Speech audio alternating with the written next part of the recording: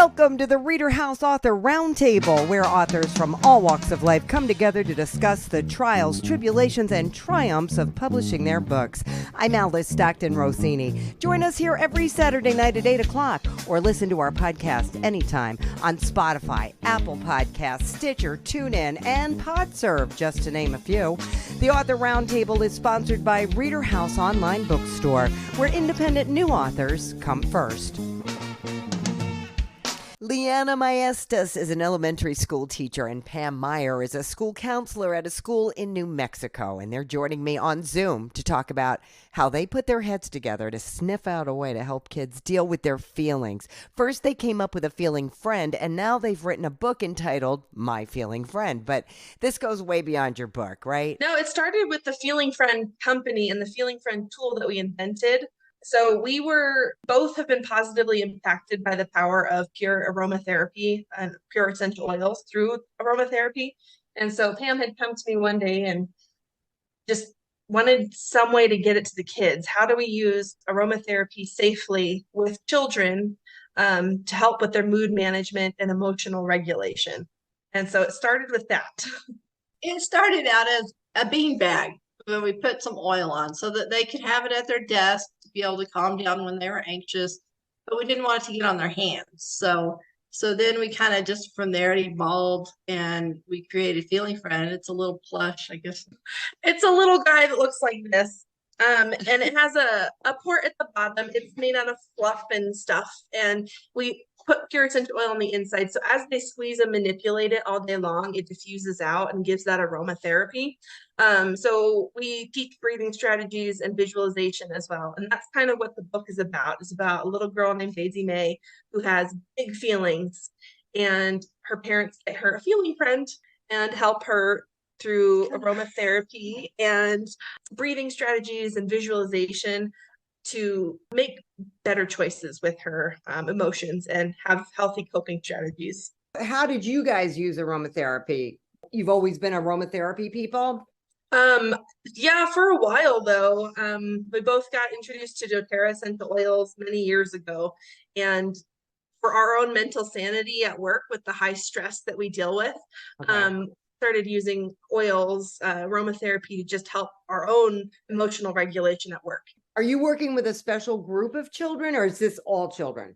This is all children, everybody. And even though we started it for children, we have teens, adults, everybody who uses the Feeling Friend tool to kind of help with stress and cope with some of those anxiety, stress, the really hard emotions to manage. And so it was always one of Pam's dreams to write a children's book. And once our Feeling Friend tool kind of took off and we started doing a lot with the community and the schools and helping that way empower people and teaching them, and we started writing a book about it. So you're that little fluffy ball that looks like a little person with eyeballs, a little round ball, because people aren't going to be able to see that. Right. You started with that. What did you do when you went out to the community? Well, we started it with our home school. So there were some students, this was right during COVID time. So we started just giving them to our school students as a way to help with separation anxiety and stress and just the trauma from COVID and the power of aromatherapy. So we would use lavender or wild orange and help the students to create positive scent memories with their family. So when they're feeling safe, when they're feeling happy, when they're feeling in a good emotional and physical well-being state of mind, using that Feeling Friend tool and the same smell to kind of trigger memories of happy, safe feelings. And so when they're having a hard time emotionally, we can reintroduce the tool with the same smell, whether it's lavender, orange, whatever oil it might be, to help them kind of calm down and remember that they are safe, that they are loved, and that they're okay. And then we can kind of process those feelings that they're having. Did you get any pushback from parents at all? Were they like, yeah, aromatherapy, great? Or did anybody? We don't use it for all of our students. I'll say that. And with the students that we use it with, there's always been a meeting, health and wellness. Right, at school. Yeah.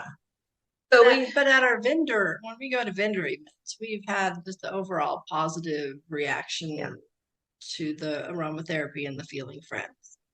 And most parents are just wanting some kind They're of grateful tool. for a strategy and a tool and something that they can do at home.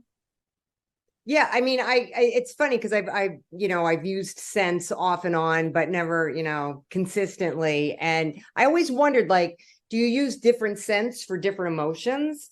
Or do different people respond differently to different scents? Like, is lavender good for one person and not for somebody else? And how do you find out what scent is right for you? Basic, simplest thing you can say is that the nose knows best.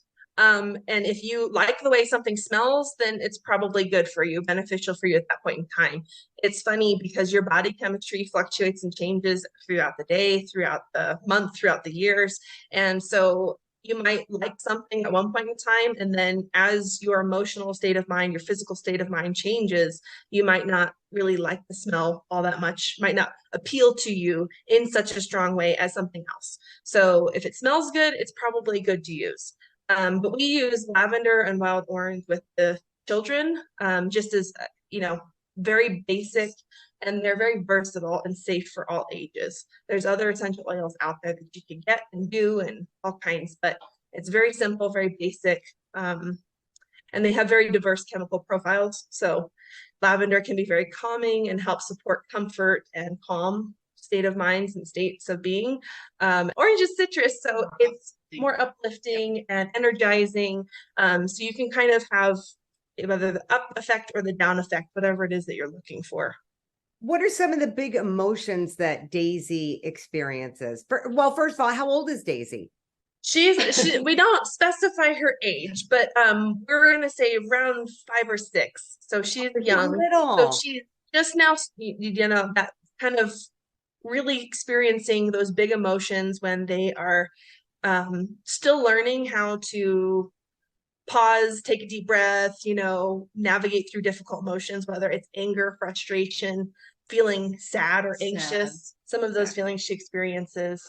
Also feeling overwhelmed. So in the beginning of the book, I think one of the first emotions that we introduced Daisy May is having is anger, because she's in school, she's in the classroom, she's building a block tower with her friends, and one of her peers kicks it over. And she's really mad about that. And she starts changing into a dragon, fire-breathing dragon, and so that's in the book about how, her skin's changing to scales. Some smoke kind of starting to come out of her nose. She's personifying how she feels inside, that she's going to turn into this huge dragon and she wants to destroy everything around her. Right. How angry and frustrated she's feeling about her experience. And then anxiety is she's at the store. She can't find her mom. It feels like she's in a fishbowl. So you can see her head in a fishbowl with a little fish next to it. And she's searching for the breath and just that panic of like, I can't breathe because I can't find my mom. So she's got some pretty big emotions. And then sad. Dad has to go to work. He said he'd play a game with her, but he gets called into work. She's very sad. And Buddy, her dog, goes through all these with her. Buddy's her dog, and he's in those pictures too. But she's very sad about Dad having to leave. So it's kind of some of the basic big feelings. So who gives her the feeling friend? Yeah, Mom and Dad, after she's kind of going through how her big feelings are and how they affect her in such a big way, her mom and dad get her feeling friend. And then the next part of the story is about her parents and her working together with the feeling friend, aromatherapy, and the breathing strategies that come with it to help her.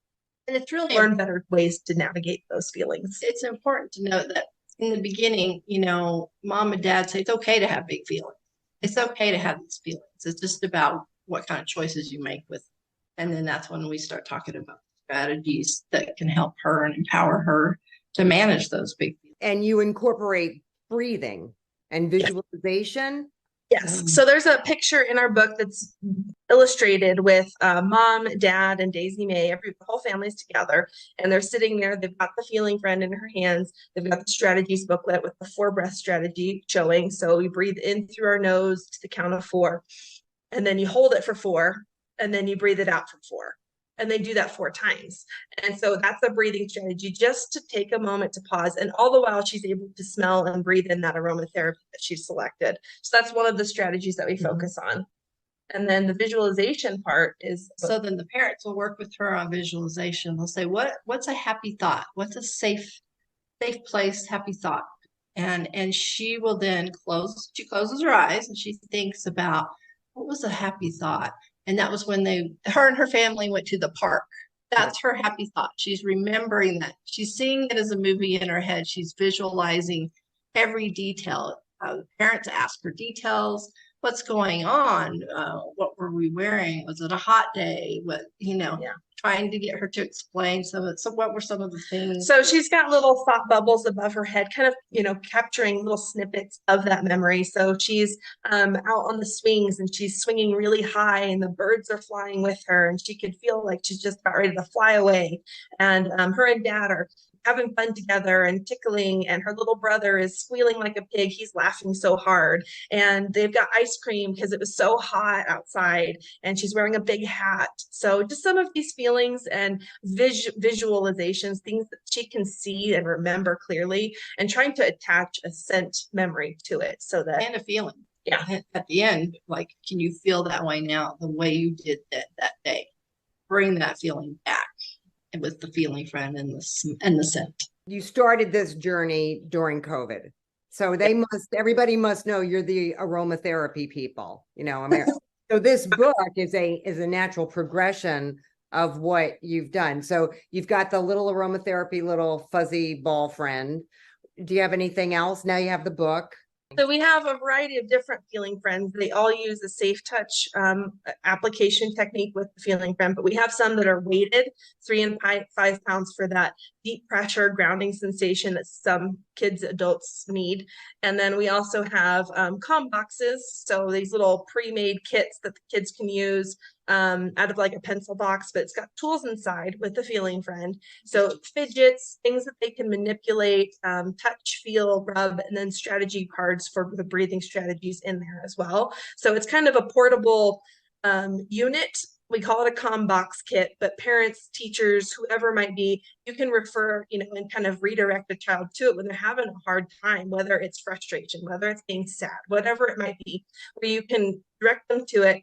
They can fidget, they can kind of work with the breathing strategies in there to kind of calm their body and then redirect them to making better choices or to, talking about what happened and why. And then we also have a YouTube channel with lots of strategies on there. Yeah, we do. So we have role played, modeled all the strategies on the YouTube channel. So everyone has access to that. And we've done that with younger kids and with teenagers as well. So it's really helpful to be able to see that and how to do it. And trying to just give education to the general public, whoever it might be. It could be parents, it could be professionals, it doesn't matter who it is, but just information. There's a lot of what we do every day in our professions, but there's a lot that can be beneficial. Just so little PSAs, little making sure that, hey, here's a reminder, these are some really good things that you can do at home. You don't have to be a licensed professional to, do this with your kid or to, create a safe space in your home or whatever it might be. How are you making out? People know you? Do you feel like you're getting some traction? A little bit. It takes time to get it out there. We launched our business in 2020, right when the pandemic hit everything and everything shut down. So we've been working steadily, and every year we've grown more. We've got more followers, more people who know who we are and what we do. And we're continuing to develop more products. We're very creative. We've got a couple other people that we work with that just, when we talk to people, when we talk to those parents at vendor events, or people give us their feedback on what they're using with the feeling friend and how they're doing it, we try to really take that to heart and continue developing products that are going to be beneficial and meeting the needs of children, teens, and adults in all walks of life. And yes. Right now, such a high need for kids. This is just the kind of thing that would be good in an area where, I didn't sleep at all last night because mommy and daddy were fighting, and then a man came in and, fired a gun. How do you get to them? those are our kids. They're all experiencing trauma. They are. It's on a daily basis that a lot of these kids have gone through trauma or are going through trauma. So it's a daily occurrence. These are our kids we're working with in the schools. So yeah. And that's one of the things that we're really trying to do with the Feeling Friend, is if we can trigger trauma, why can't we trigger positive, happy things and emotions and safe feelings?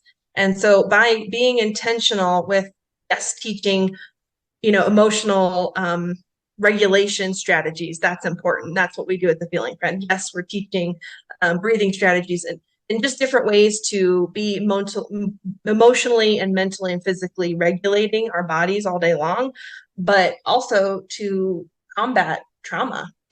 Right. And with aromatherapy and the scent memory, there's science behind that. Yes. So in the back of the book, we have a resource section that is one of my favorite parts about it, because anybody and everybody needs more information. So we talk about the limbic system and olfaction and how that works with our brain and our body. So our scent is our biggest, our five senses, the largest one that is connected to the brain and emotion processing part of our brain, which is why even to this day, we all have scent memories. You smell something and it brings you back to grandma's house or to a time when you were 2 or whatever it might be. And you have that clear, vivid feeling. Sometimes it's not even a vision that you can see, but it's a feeling that you get just from a smell, and it triggers it immediately in our body. And it's a full body response. And that's because of our limbic system and olfaction. And so we kind of talk about that a little bit, as well as visualization, essential oils, what they are, how they work, why they work, and the breathing strategies, and then how to process and validate feelings with children. So there's a resource section in the back. Even though the book itself is catered towards a younger audience, the resource section is good for all ages. I interview so many teachers with so many great ideas, creative ideas, and they care about their kids so much. I mean, you obviously care about your children and you want them to do well. And what do you do, like, when you're trying to work with them, their parents are not capable of working with them? Sometimes it's all on you. Yes. Is there a network for you guys to get this information out? I mean, do you make it affordable? Is it something like any school could do? I think you need to go on tour, girls. I agree. We're trying. We are trying out there. We do have schools within our district that use it. Their schools, they use activity funds or whatever funds budgets they have. We do, offer bulk discounts and things like that. So we try to make it as affordable as possible and get it into the hands of as many people as we can. And we also do trainings. Yeah. Trainings for mental health professionals, for teachers, for, if they do a bulk order, then we'll do a free training for them virtually or in person and teach them those strategies and how to work with kids. We did one last year with the New Mexico Department of Health. They have a peer-to-peer program, which is predominantly middle and high school students across the state. And they teach each other. It's a peer-to-peer mediation type group. And so they teach each other and go to each other with calm down, just, coping skills. Yeah. And so we did a training with them, and it's like 450 teenagers that all got their Feeling Friend and practiced the strategies. And we still have some of those that'll come and see us at our events, and they're like, I still have mine. I love it. It's so great. So it makes everything that we're trying to do worth it. And we're still working full time. So, we're trying to do as much as we can with the little pockets of time that we have throughout the days and the year. And we donate treatment foster care agencies, mental health agencies, as much as we can. As we're bigger, we're going to do more. It's just that we got to start somewhere, but we'll do free trainings for them as well. And we want to be able to help everyone, and really started out with kids and teens. But when we do vendor events, a lot of adults find them. It's become for everyone, honestly. And the strategies work for any age. Well, kids who never learn to control their emotions become adults who they can't seem to find that moment between lashing out and holding back long enough to say, let me think about what I'm doing here. If I punch this guy, I'm going to go to jail. Or if I, you know what I mean? Like, right. Haven't learned those skills. Yeah. But, unfortunately, I can also hear in my mind somebody going, aromatherapy. I'm like, I don't need aromatherapy. Who aromatherapy? You know what I mean? I'm sure there's names. Right. Just like, I know there's science behind it, but not everybody buys into it. So Right. And that's the thing, not everybody, like you said, buys into it, and not all pure essential oils are created equally. And so some people have had negative experiences with essential oils because they weren't using a pure essential and they didn't know they weren't. So we talk a little bit about that in the book on what essential oils are and essential oil safety, because it is important. So there is an education on that part. But a lot of it is, it's one thing for us to sit here, even for you, to explain what it is and how it works and everything. But it would be a completely different experience if we were to say, hey, have you ever experienced a feeling friend, and put one in your hand that had wild orange or lavender? And that's something totally different. So it's about education and it's about experience. And some people, if they're not ready, they're not ready. That's okay. Yeah, there's plenty, I'm sure, that are. And if you're starting with the kids, that's awesome. Where do we find out more about you? On the back of the book, actually, there's a QR code. That's a one-stop shop for everything we have. It's got our website, our YouTube channel, all of our social media. But you can go to feelingfriend.com. That's our website for purchasing the Feeling Friend and seeing all the products that we have. And we also have a YouTube channel, youtube.com/feelingfriend. So that's available for viewers as well. How much is your Feeling Friend? It depends on which one you get. We have our little minis with little clips. Those are 16. And then we have the originals, which are the handhelds, about the size of your palm. So they're pretty big. And they're 26. The outsides come off. They're machine washable. So you can machine wash and dry the outside. It's safe touch inserts. So the oils don't get on our hands or anything like that. And then the inserts on the interior can be thrown away and replaced as needed. That's great. Well, you're doing a good thing. We have some older Feeling Friends that we use to donate, and we donate as much as we can. As for funds, we need to grow, and sponsoring, I think, absolutely very to do. Yeah. We need sponsors. Yes. Can you get an essential oil sponsor? We're working on nice. Yeah. Our ideal goal would be to be able to donate one for every Feeling Friend purchase. We donate one to a school or a professional, mental health agency, anything like that. Somebody in need. Yeah.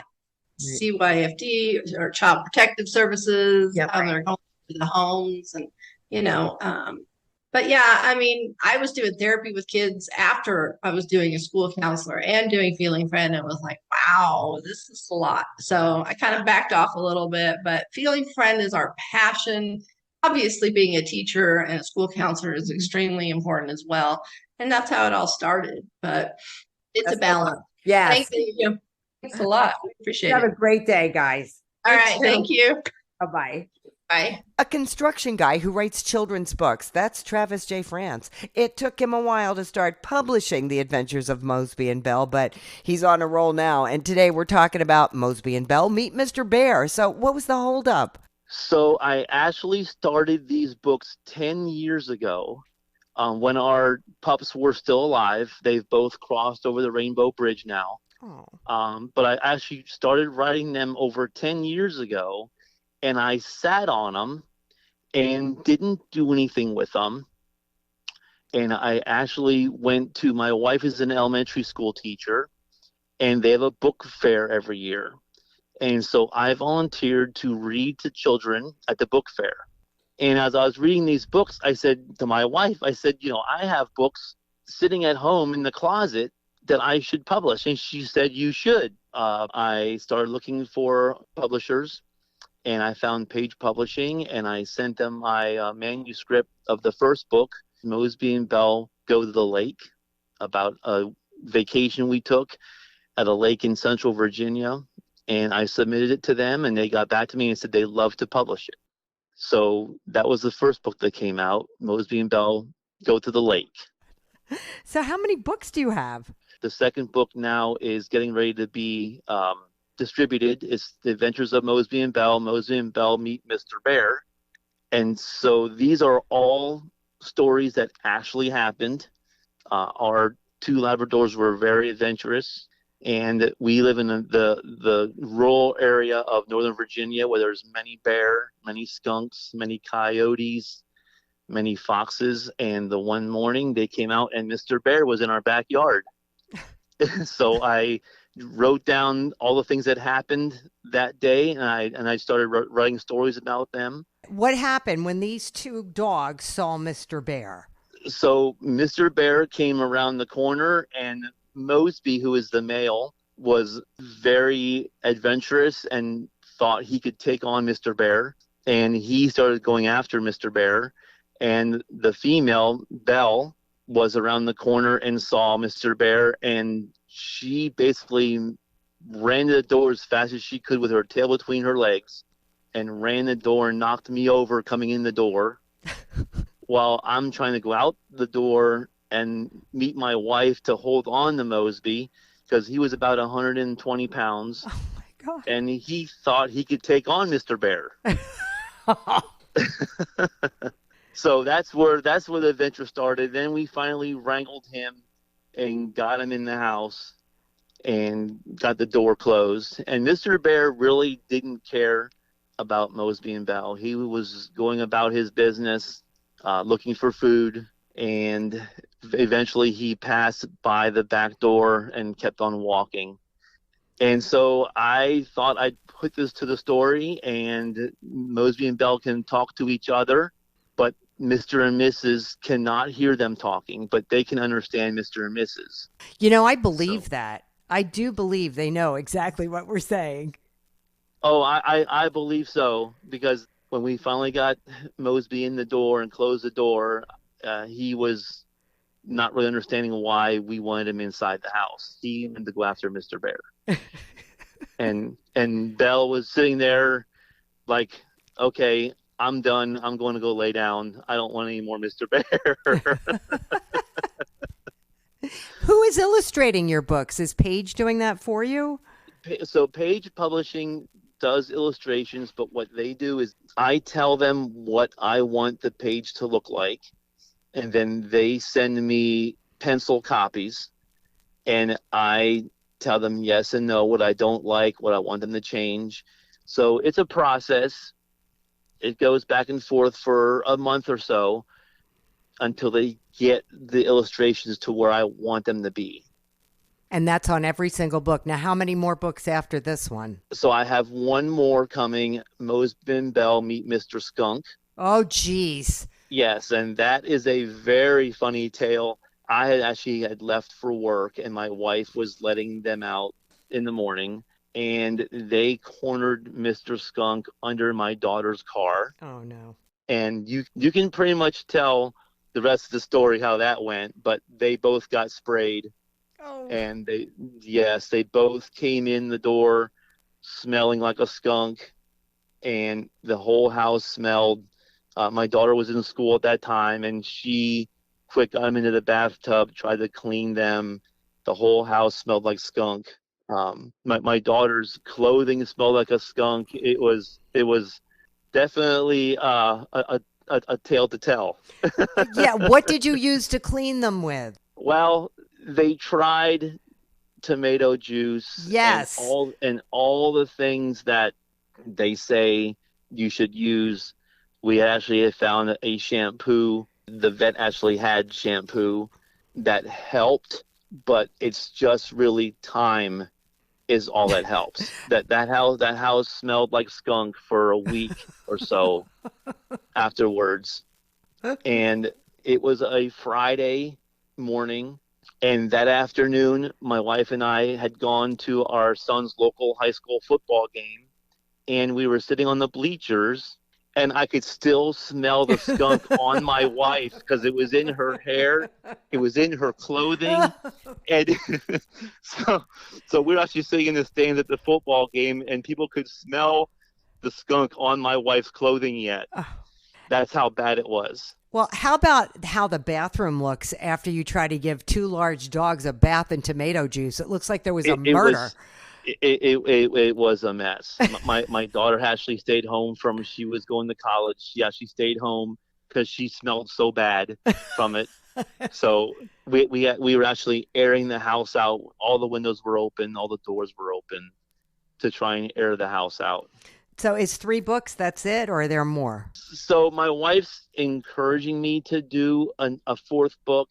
I haven't written anything down yet, but I have other adventures that they have gotten into. Belle had actually gotten into a bee's nest Oh, out geez. in our horse pasture, and she actually had come in the house with bees on her body, trying to sting her.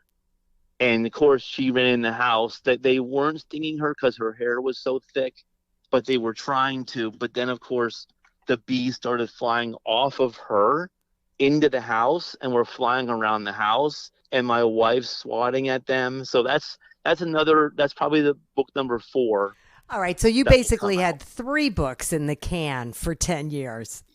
Yes. Oh my gosh. Now, are you going Yes. to read these books at the book fair from now on? Yes.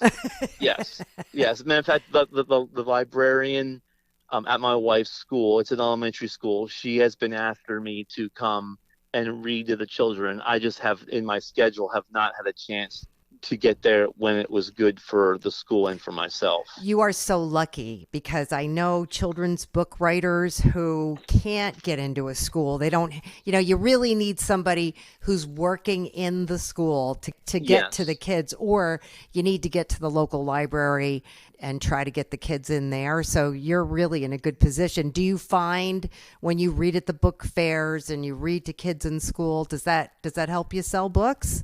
It does. It does because they go home and tell their parents Yeah. that they want that book.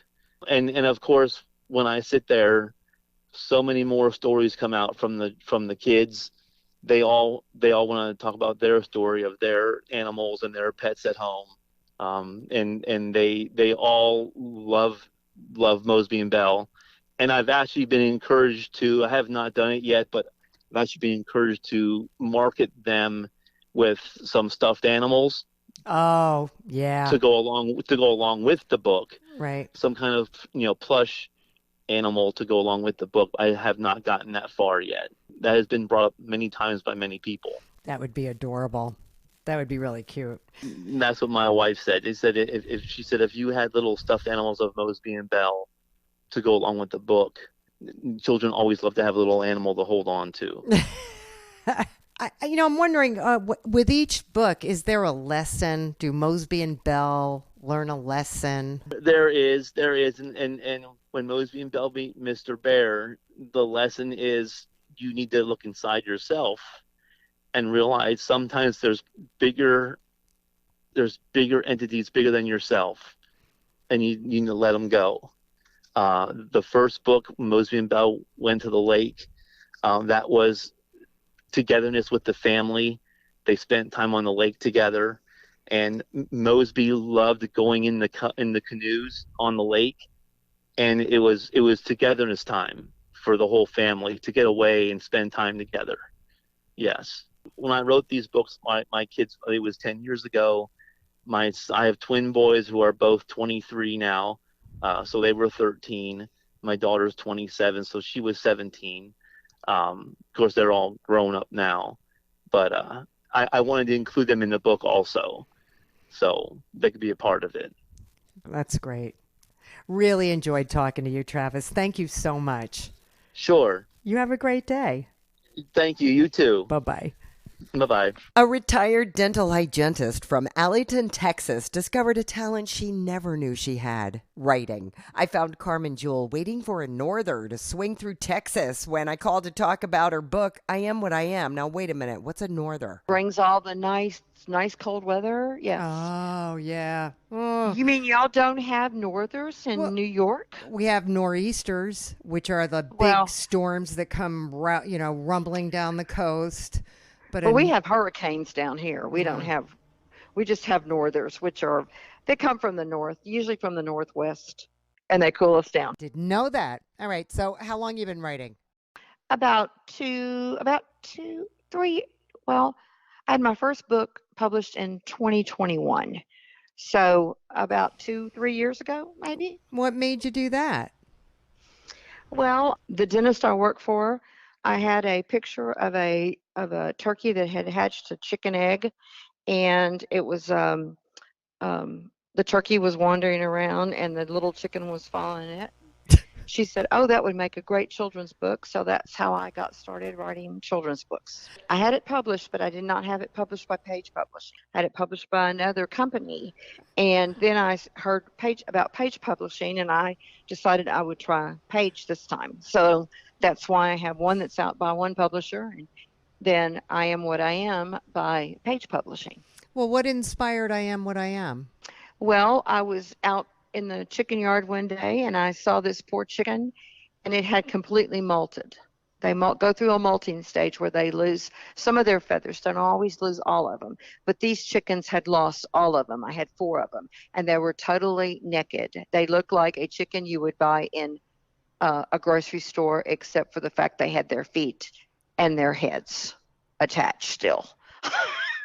And they were walking around, but they looked just like they do when they had no feathers. So I just got to thinking, I wonder how a chicken would feel if they could just pick out any color feather they wanted. And that's where this book came about. So anyway. You are so creative.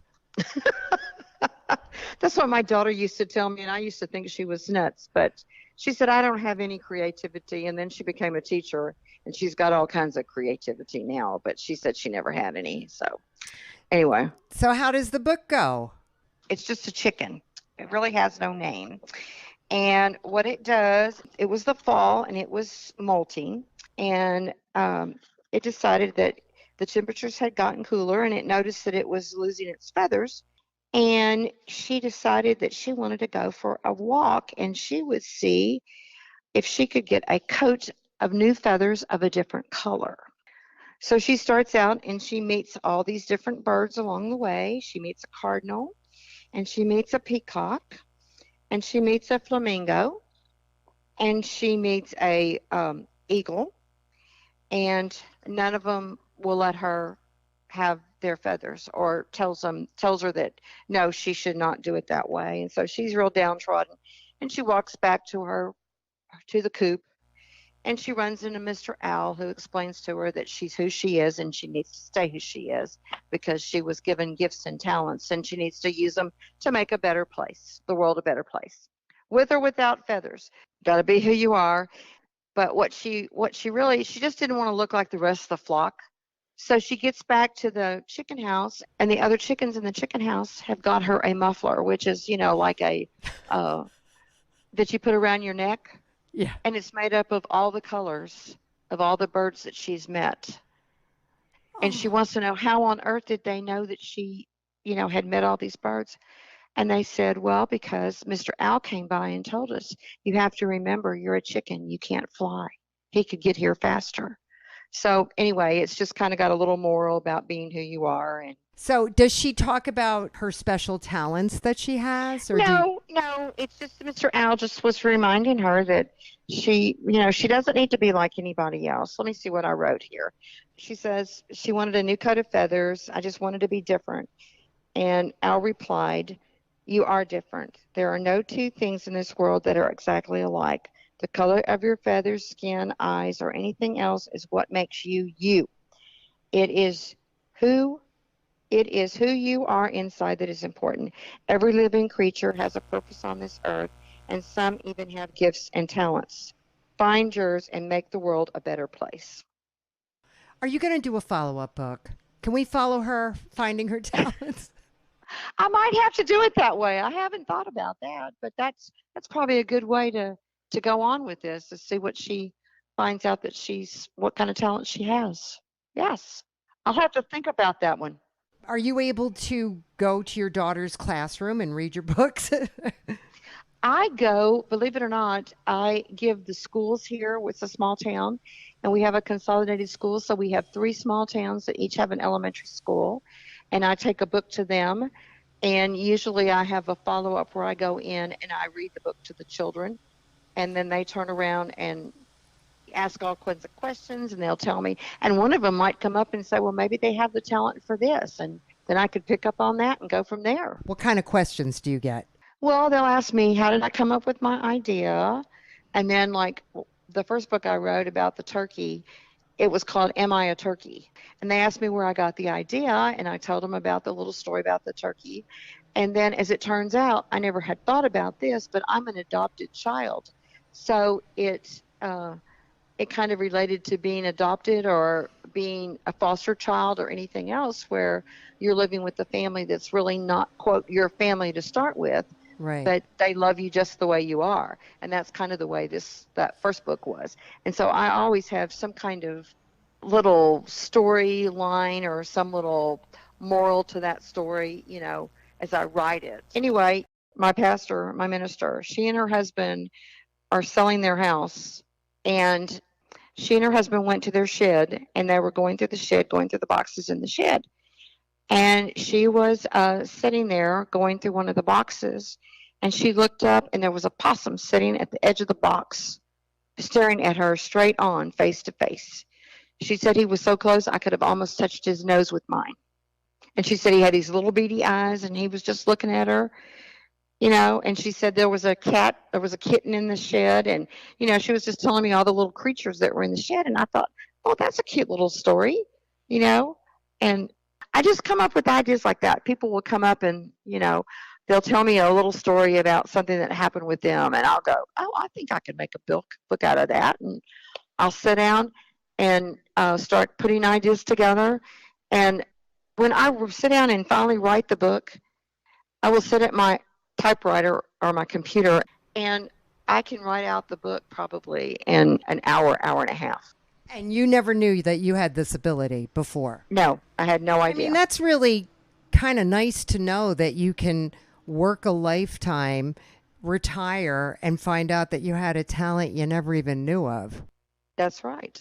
And there's some people that think they don't have any types of talents at all, but suddenly it's there, and I never knew I had a talent for writing. I just sat down, like I said, and wrote a couple of things. And I've got another book I've already written called Cat Nap, and it's about where my cat should take a nap, where he likes to take naps.